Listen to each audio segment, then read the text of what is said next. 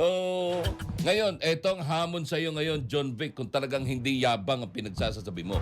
Sino ang nag-offer sa iyo? Ha? Sino at bakit hindi mo ipinahuli? Nakagaya ng ginawa nitong si Congressman Leviste. Bakit? Hindi mo na ipahuli o hindi mo ipahuli o hindi mo... Baka naman kasi tama ang bulong sa akin ni Mang Teban. Kasi ang bulong sa akin ni Mang Teban, ang totoo niyan, ang totoo niyan, ang tsorya ko dyan, Kaabanting Ronnie, hindi sila inalok. Sila ang nanghihingi.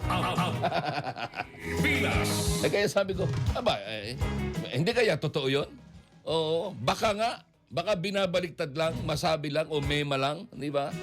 Pero I doubt naman which is parang pwedeng mangyari.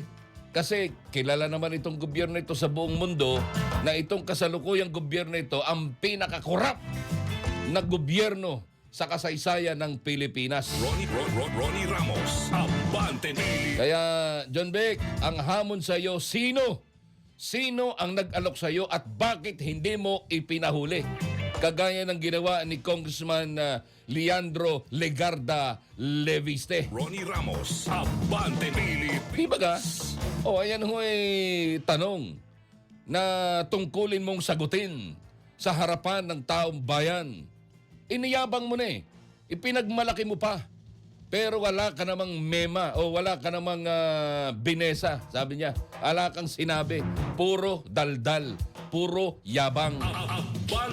Kaya sabihin mo, ibulgar mo. Maraming media nakapaligid sa'yo, di ba ga? Sabihin mo, ang nag-offer sa akin, no? Yabang ang lintik na ito. Di ba? Sino?